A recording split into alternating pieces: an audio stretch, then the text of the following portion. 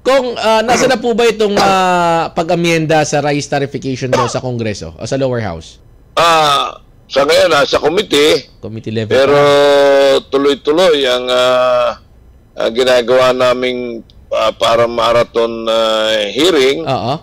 Lunes, Martes, Miyerkules, itong linggong ito.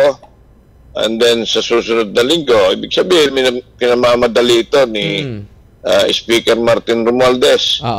Pagkat gusto rin niya na matulungan yung ating mga rice farmers at matulungan ang ating mga consumer. Kailan po natin ini-expect na lalapag to sa at least sa plenaryo? Kasi bago kami mag-break itong Mayo, and then babalik na sa pagka nagkaroon ng SONA ang ating mahal na presidente, ay palagay ko mukhang gagawa ng paraan So kaya lang, siyempre, depende rin niya sa Senado.